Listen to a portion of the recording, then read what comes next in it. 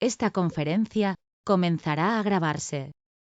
Bien, pues vamos a dar comienzo a una nueva sesión de la serie de estudio del libro de Urantia. Esta vez estamos en la parte cuarta, la vida y las enseñanzas de Jesús, y estamos en el documento 127, los años de la adolescencia. Hoy nos toca ver un epígrafe muy curioso y, la verdad, enternecedor. El epígrafe 5, Rebeca, la hija de Esdras, la primera pretendiente seria que tuvo Jesús.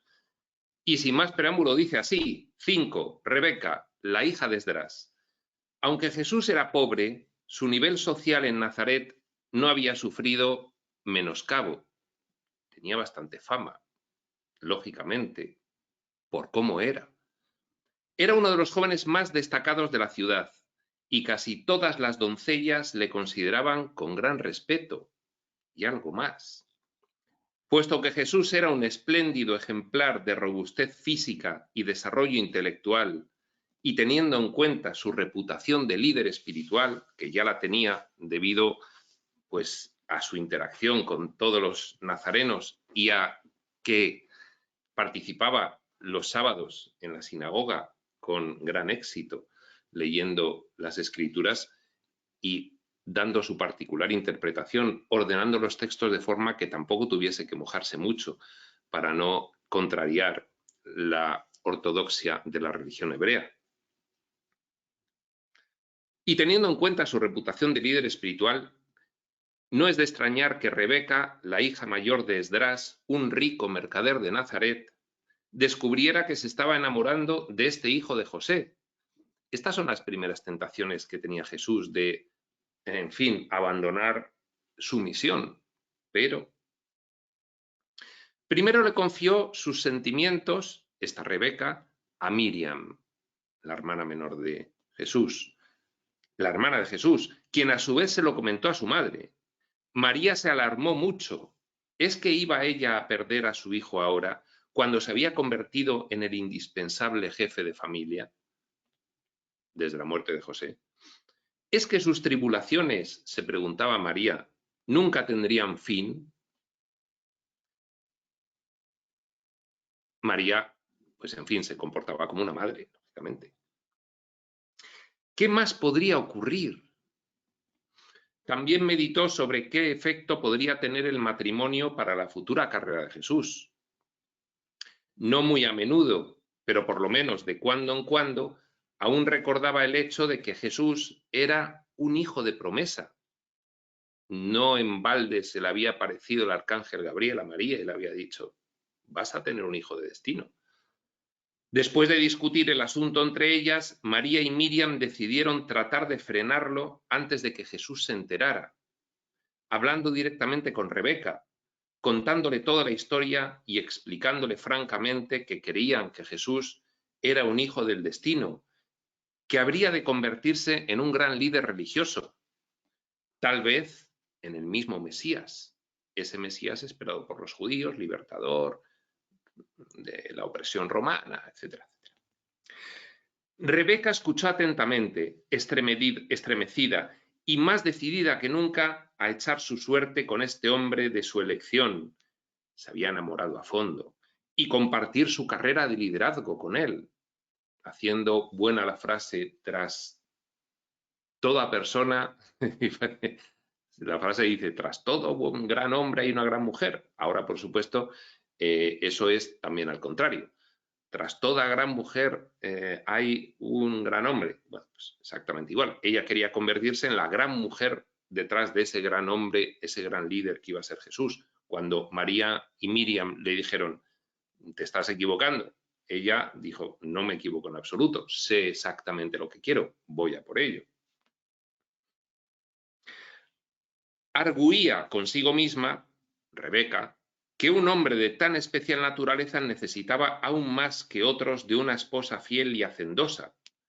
Interpretó el ansia de María por disuadirla como una reacción natural al temor de perder al jefe y el único sostén de su familia, pero sabiendo que su padre aprobaba de su atracción por el hijo del carpintero, pensó que no tendría inconveniente en proveer a la familia con suficientes ingresos como para compensar ampliamente la pérdida de las ganancias de Jesús.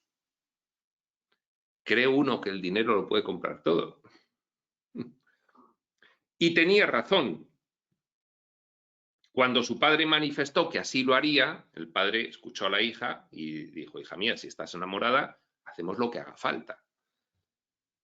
Rebeca habló nuevamente varias veces con María y Miriam, pero al no conseguir su apoyo, decidió armarse de valor y acudir directamente a Jesús. Así lo hizo, pues, con la cooperación de su padre, quien invitó a Jesús a su casa para la celebración de los 17 años de Rebeca. Recordemos, Jesús con 19 ya. Entonces, el padre, José, invita a Jesús a su casa para decirle la buena noticia: hemos decidido cubrir todas las necesidades económicas de tu familia para que puedas tranquilamente casarte con mi hija. Jesús escuchó atenta y compasivamente la exposición de estos sentimientos, primero del padre de Rebeca y luego de ella misma. Replicó con gentileza que no había suma de dinero que pudiera rescatarlo de su obligación personal para con la familia de su padre. Astuto como serpiente, manso como paloma. Aquí lo volví a demostrar una vez más Jesús. ¿Cómo le iba a explicar a José y a Rebeca su misión si no la entendía ni su propia familia? Entonces, al igual que con el episodio del nacionalismo exacerbado que reclamaba que Jesús fuese uno de los líderes de ese movimiento en Nazaret, él también se excusó en que tenía que educar a sus hermanos, que no era solo una cuestión de dinero, pues de la misma manera lo hizo con José y con Rebeca. Perdón, con Esdras y con Rebeca. Estoy diciendo con José, totalmente confundido. Rebeca es hija de Esdras. Jesús es hijo de José. Rebeca es hija de Esdras. Bien.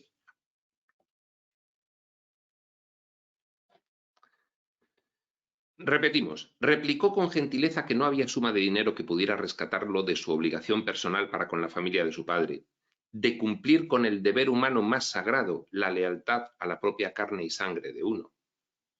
El padre de Rebeca se sintió profundamente conmovido por las palabras con que Jesús expresaba su devoción familiar y se retiró de la entrevista. Ya entendió que ahí había poco que rascar. Su único comentario a María, su esposa, la esposa de Esdras, fue: no podemos tenerle como hijo, es demasiado noble para nosotros. Es que hablar con Jesús tendría que ser una experiencia apasionante. Fijaos, el padre entusiasmado con que iba a convencer a la persona a la que su hija pretendía, su joya, que quería complacerla. En cuanto yo hablara a Jesús, dijo: aquí no hay nada que hacer. Allí comenzó esa extraordinaria conversación con Rebeca, de Jesús. Hasta ese momento de su vida, poca distinción había hecho Jesús entre muchachos y muchachas, jóvenes y doncellas. Su mente estaba tan ocupada con los problemas de los asuntos terrenales prácticos y la fascinante contemplación de su carrera futura en los asuntos de su Padre Celestial, que jamás había considerado seriamente la consumación del amor personal en el matrimonio humano. Se encontraba ahora frente a frente con otro de esos problemas que todo ser humano común debe enfrentar y solucionar. En verdad fue él tentado en todo según vuestra semejanza. Una de las primeras grandes tentaciones de Jesús. Después de escucharla con gran atención, expresó Jesús su gratitud por la admiración explícita que Rebeca le profesaba, añadiendo: aliviará mis penas y me consolará todos los días de mi vida, el que me hayas manifestado tu amor de esta manera. Pero le explicó que no era libre de entrar en relaciones con mujer alguna, más allá de las de fraterno afecto y pura amistad. Repitió que su primero y supremo deber era para con la familia de su padre y que no podía albergar ideas matrimoniales hasta tanto no completara la tarea de crianza de sus hermanos. Añadió luego: si en verdad soy un hijo del destino, no debo asumir obligaciones de por vida hasta que llegue el momento en que mi destino se haga manifiesto. Era incontestable el argumento de Jesús para rechazar gentilmente y compasivamente a Rebeca. Grande fue la desesperación de Rebeca. No hubo forma de consolarla y con el corazón dolorido insistió con su padre para que se fueran de Nazaret, hasta que finalmente él convino en mudarse a Séforis. Dijo: si no es mío, no quiero estar aquí en Nazaret sufriendo a diario. Reflexiones de Rebeca. Consiguió que se mudase toda la familia a Séforis. En los años que siguieron, Rebeca no tuvo más que una respuesta para los muchos hombres que pretendían su mano en matrimonio. Quedó enamorada para siempre, pero más que nada fascinada por la personalidad de Jesús desde aquella entrevista. Jesús, esto lo hemos oído posteriormente muchas veces, tenía, desde el punto de vista energético, un nivel de frecuencia vibratoria tan elevado que, en fin, cautivaba simplemente estando cerca de él, generaba milagros simplemente estando cerca de él. Milagros que ya sabemos, después nos lo explica Jesús en un curso de milagros, que son transformaciones de tu mentalidad. Claro, Jesús era una influencia energética tan potente que disolvía los obstáculos al discernimiento y la gente cambiaba de mentalidad rápidamente. Bueno, en este caso Rebeca, la mujer, no dejó de amar a Jesús nunca. Vivía para un único propósito: esperar la hora en que éste, a quien ella consideraba el más grande hombre de todos los tiempos, comenzara su carrera como maestro de la verdad viviente. Devotamente le siguió ella durante los años memorables de labor pública, estando presente, sin que Jesús advirtiera su presencia, el día de su ingreso triunfal en Jerusalén. Y estuvo entre las otras mujeres junto a María esa tarde fatídica y trágica en que estaba el Hijo del Hombre en la cruz. Porque para ella, como para incontables mundos en lo alto, recordemos que todo el universo local estaba observando lo que ocurría en Urantia, dado que Jesús era Micael de Nevadón, soberano del universo local, en su séptima misión de auto-otorgamiento, misión que le daría la plenipotenciaria soberanía sobre el universo local, hasta ese momento actuada como regente del Padre Universal. Porque para ella, como para incontables mundos en lo alto, él era el del amor total, el más grande entre 10.000. Lo pone entre comillas porque es uno de los conceptos humanos que ha utilizado el libro de Urantia. Pues bien, este es el episodio de Rebeca, la hija de Esdras. Es muy interesante ir conociendo la vida de Jesús antes de sus años de misión pública, porque ya nos dan una idea en muchísimas situaciones de su vida de cómo se desenvolvía. El Cristo, el humano divino, del cual tenemos que aprender. Y ya vamos a ver el epígrafe 6, su 20º año. Un epígrafe largo con el que acabaremos el documento 127. Año 14 después de Cristo. Sabiendo que nació el 21 de agosto del 7 antes de Cristo, antes del mismo, por esa diferencia en los calendarios gregoriano, juliano, que se corrigió en la historia posterior.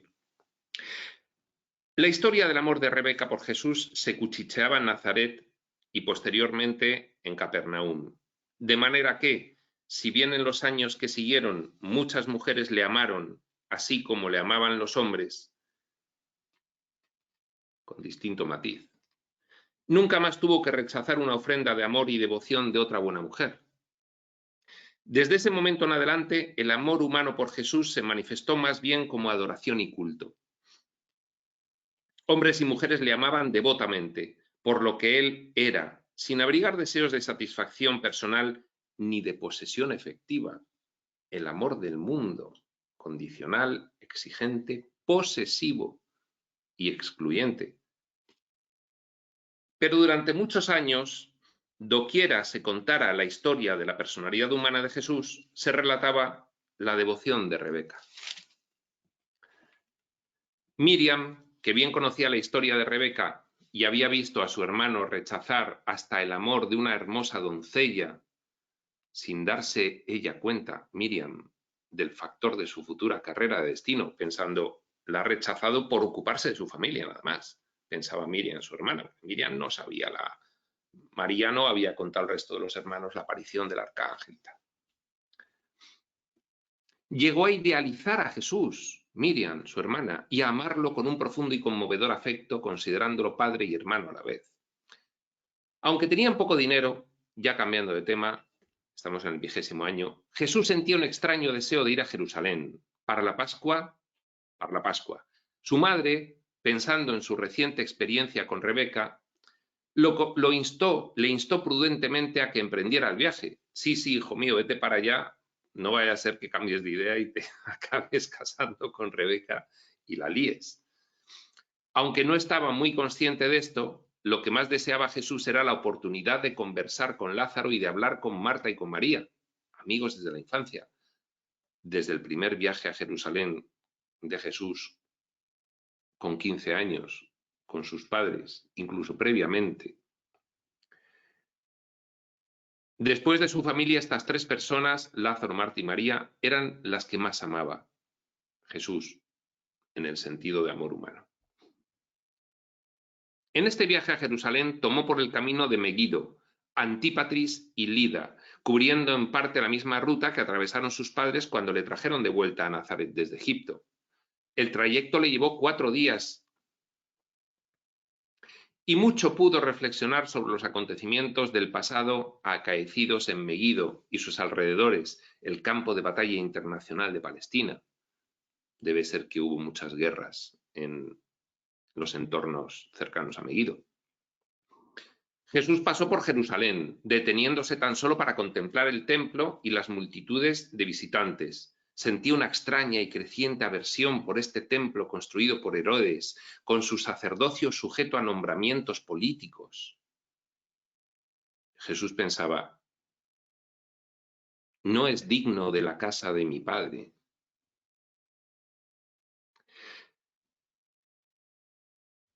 Hasta aquel día en el que perdió la paciencia y empezó a pegarle patadas a los tenderetes de los mercaderes. Jesús era hombre también.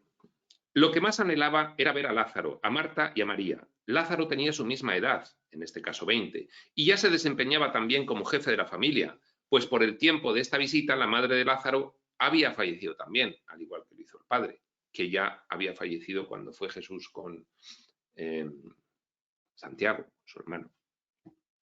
Marta era poco más de 1 año mayor que Jesús, mientras que María era 2 años más joven. Es decir, eran Marta, Lázaro y María. Y Jesús era el ideal idealizado de los tres. El ideal idolizado pone, bueno, entiendo yo que será el ideal idealizado de los tres. Durante esta visita ocurrió uno de esos brotes periódicos de rebelión contra la tradición de Jesús. La expresión de resentimiento de Jesús ante prácticas ceremoniales que, según él, adulteraban la representación de su Padre Celestial. Esto siempre le trajo a Jesús un poco de cabeza. No sabiendo que venía Jesús, Lázaro se había dispuesto a celebrar la Pascua con unos amigos en una aldea vecina sobre el camino a Jericó. Jesús propuso ahora que celebraran la fiesta donde estaban, en casa de Lázaro. Pero, dijo Lázaro, no tenemos cordero pascual. Y allí inició Jesús una prolongada y convincente disertación para demostrar que el Padre Celestial, en verdad, no le daba mucha importancia a ciertos rituales tan infantiles y carentes de significado. Ahí ya Jesús empezó a manifestarse, en fin, abiertamente separado de la tradición hebrea. Después de pronunciar una solemne y ferviente oración, se levantaron y dijo Jesús: dejad que la mente infantil y oscurecida de mi pueblo sirva a su Dios como Moisés mandó. Es mejor que así lo hagan, pero dejad que nosotros, que hemos visto la luz de la vida, no nos dirijamos al Padre a través de la oscuridad de la muerte, tener que sacrificar a todos los corderos para esa cena. Esto le impresionó a Jesús la primera vez que fue a Jerusalén, una carnicería allí en los alrededores del templo, matando corderos para llevárselos las familias a hacer la cena pascual. Dejad que seamos libres en el conocimiento de la verdad del amor eterno de nuestro Padre. A la hora del crepúsculo se sentaron pues los cuatro a la mesa y compartieron la primera fiesta de Pascua celebrada por judíos piadosos sin cordero pascual. A partir de ahí Jesús, siempre que él organizaba una cena, en este caso no la organizaba él, pero tenía confianza suficiente con Lázaro, Marta y María, no comía animales sacrificados. Si iba invitado a un banquete, sí, por no desairar a los anfitriones, cosa que él consideraba prevalente.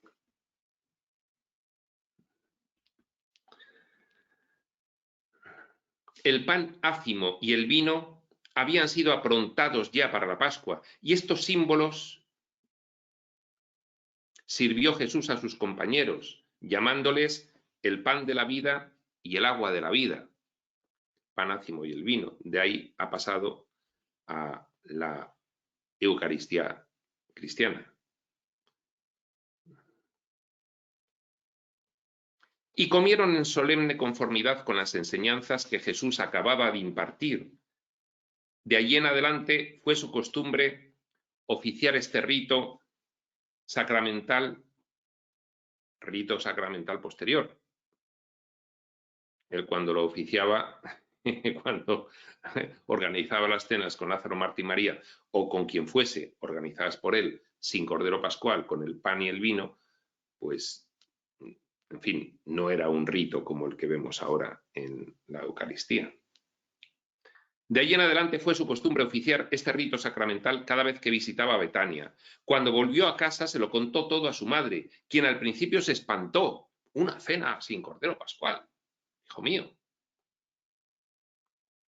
Sin embargo, pero gradualmente fue comprendiendo su punto de vista, María. Sin embargo, grande fue su alivio cuando Jesús le aseguró que no pensaba introducir esta nueva idea de la Pascua en su propia familia. Lo hizo con Lázaro, Marta y María porque tenía confianza con ellos, pero no quería hiperventilar a su madre constantemente. Entonces siguieron comiendo el cordero pascual en las cenas familiares de Jesús y María. En su hogar, con sus hermanos, siguió año tras año celebrando la Pascua según la ley de Moisés. Fue durante este año el que María tuvo una larga conversación con Jesús acerca del matrimonio. Le preguntó francamente si consideraría la idea de casarse en caso de no tener ya obligaciones familiares. Jesús le explicó que, puesto que un deber inmediato le impedía el matrimonio, poco había discurrido en ese tema. Mira, madre, no he pensado en esto, porque como ahora me tengo que ocupar de mis hermanos, pues, sinceramente, no lo he meditado.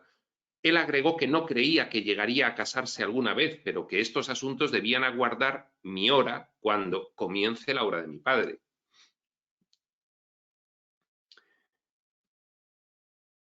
Habiendo decidido ya que no sería padre de hijos carnales, porque la misión de autootorgamiento así lo preveía, y él empezaba a hacerse consciente de todo ello. No podrás dejar hijos carnales. Dejó de pensar en el tema del matrimonio humano. ¿Para qué me voy a casar si no es apropiado que tenga hijos, dado la misión que tengo que cumplir?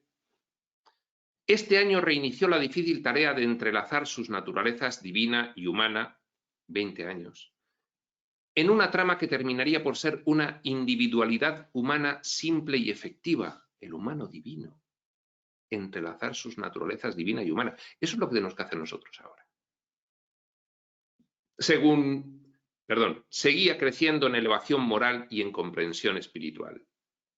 Aunque todas sus propiedades en Nazaret, a excepción de la casa en que vivían, se habían perdido, este año recibieron cierto dinero adicional de la venta de la plusvalía de una propiedad en Capernaum. Anteriormente ya decía que esto les seguía quedando. Esto era lo último que quedaba de la herencia de José. Este trato de bienes raíces en Capernaum se llevó a cabo con un constructor de barcas llamado Zebedeo, con el que luego tendría mucha relación posteriormente, trabajaría con él. José se graduó en la escuela de la sinagoga este año y se preparó para comenzar a trabajar en el pequeño banco de carpintero del taller que tenían en la casa, porque Santiago estaba en el taller. Aunque ya no quedaban bienes de su padre, las perspectivas de salir de la pobreza habían mejorado, pues ahora serían 3 los que trabajaban regularmente. Jesús se estaba convirtiendo rápidamente en hombre, no simplemente un joven adulto, sino un adulto. Ha aprendido bien a cumplir con sus obligaciones, sabe sobreponerse a las desilusiones y no se amilana cuando se frustran sus planes y cuando sus propósitos resultan temporalmente derrotados. Ha aprendido a ser equitativo y justo aún frente a la injusticia y está aprendiendo a ajustar sus ideales de vida espiritual a las demandas prácticas de la existencia terrestre. Aplicación práctica de la espiritualidad, en eso estamos nosotros.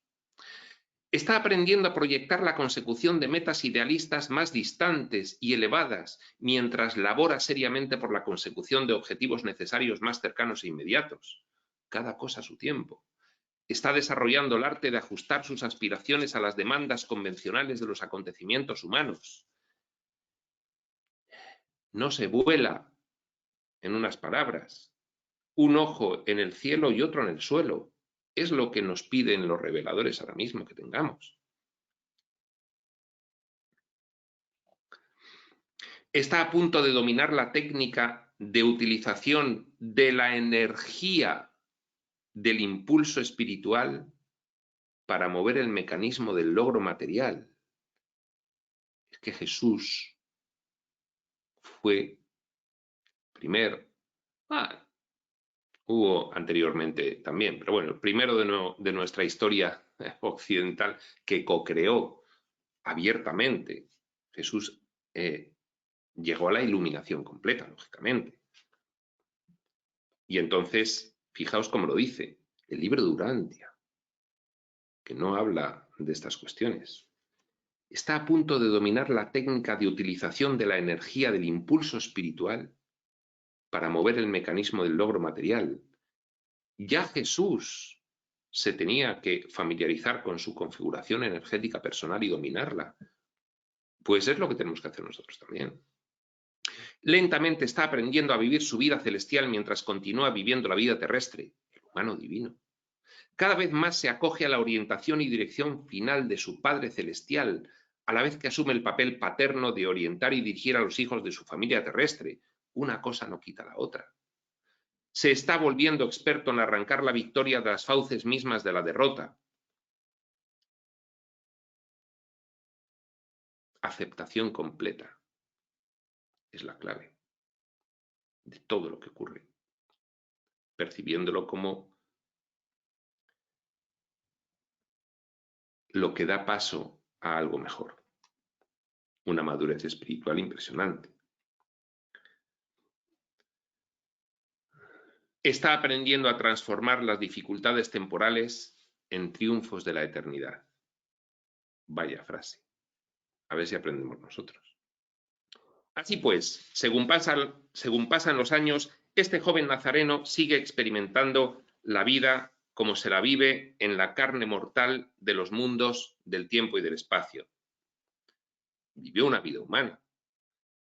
Vive una vida plena, repleta, representativa en Urantia.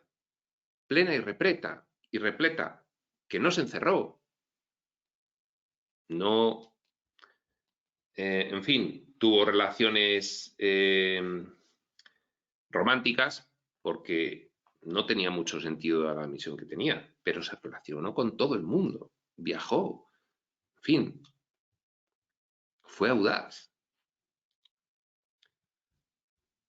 Al partir de este mundo, resurrección y elevación, llevó toda la experiencia que sus criaturas atraviesan durante los cortos y arduos años de su primera vida, la vida en la carne, y esta total experiencia humana es una posesión eterna del soberano del universo local. Pues ese es el propósito del espíritu, experimentar todas estas cosas. Él es nuestro hermano comprensivo, nuestro amigo compasivo, nuestro soberano experto y nuestro Padre misericordioso. Cuando niño acumuló un vasto conjunto de conocimientos, cuando joven arregló, clasificó y correlacionó esta información, y ahora como un hombre del reino comienza a organizar estas posesiones mentales en preparación para su utilización subsecuente en la enseñanza, el ministerio y el servicio a sus hermanos mortales de este mundo y de todas las demás esferas habitadas del entero universo de Nevadón, que estaban monitorizando lo que ocurría aquí. Nacido en el mundo como un niño del reino, ha vivido su infancia y ha pasado por las distintas etapas de la adolescencia y juventud. Está ahora en el umbral de la plena edad adulta, rico en la experiencia del vivir humano, repleto de comprensión de la naturaleza humana y lleno de compasión por las flaquezas de la naturaleza humana. Así tendremos que estar nosotros, ya, porque tendremos que actuar al Cristo en los siguientes años, igual que Él lo actuó. Se está volviendo experto en el arte divino de revelar su Padre del paraíso a las criaturas mortales de todas las edades y etapas. Experto en el arte divino de la revelación. Ya hombre plenamente crecido, un adulto del reino, se dispone a continuar su suprema misión de revelar Dios a los hombres y de conducir a los hombres hacia Dios. Y aquí acaba este epígrafe 7, su 6, su 20º año, y el documento 127. Para la siguiente sesión comenzaremos el 128. La cosa ya se pone interesante, ya no iremos leyendo tan rápido, porque empieza a haber ya contenido espiritual profundo. Documento 128, los primeros años de la vida adulta de Jesús. Sin más, prospector.